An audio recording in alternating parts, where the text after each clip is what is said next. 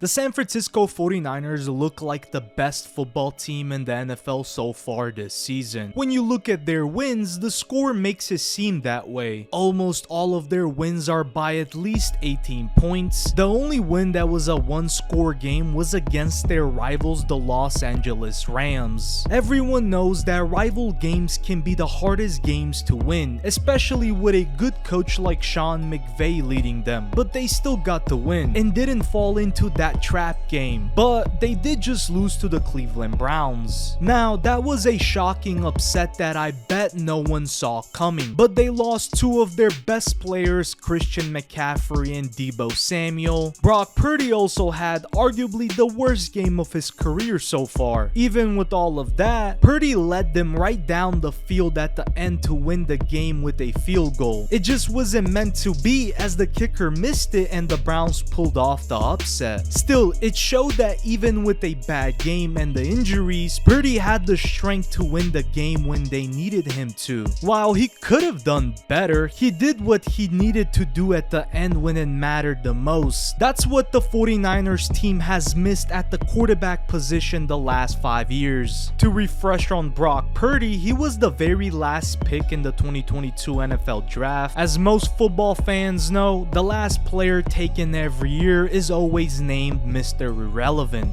Well, Purdy is showing just how relevant to the 49ers he is. The loss to the Browns was his first loss in a regular season. He technically did lose to the Eagles in the playoffs, but went out with an injury. Who knows how that game would have gone if he stayed in the game. Anyways, he started his career winning 10 games in a row. In his 11 games played, he has over 2,700 yards, 23 touchdowns, and only 5 interceptions. Man, what a way to start your career, especially after being the last player taken in the whole draft. And how can he not do well with so much talent around him? At running back, he's got Christian McCaffrey, who is leading the league in rushing yards and is second in total touchdowns. At receiver, he got Deebo Samuel and Brandon Ayuk, who have combined for over 750 yards and can both take a slant or screen to the house. Then you've got George Kittle, who is arguably the second best tight end in the league. He hasn't done much this season, but we all know he can take over a game. I mean, look at what he did to the Cowboys a couple weeks ago. Then of course you have one of the best offensive lines, led by the best left tackle, Trent Williams. On defense, they are just as strong, if not stronger. The defensive line is probably the best in the NFL, right there with Philadelphia and Pittsburgh. They have Bosa, who is one of the best edge rushers, Eric Armstead, and newly signed Javon Hargrave, and a lot of good depth behind them. They have the best linebacker duo with Fred Warner and Dre Greenlaw, and finally the secondary is loaded as well. This whole defense is loaded. The cherry on top is head coach Kyle Shanahan. He is one of the best and creative play callers in the NFL and always knows how to put players in places to succeed. It hasn't mattered who is playing quarterback for him, whether it's been Purdy, Jimmy G, or even Trey Lance. He's found ways to win. All he's needed is the quarterback who has the intangibles to win in big moments, and he may finally have one with Brock Purdy. It's still way too early to tell, but we'll definitely know by the time the playoffs come around. If Brock Purdy elevates his game even more and the 49ers team stays healthy, they could be the most dangerous team in the NFL.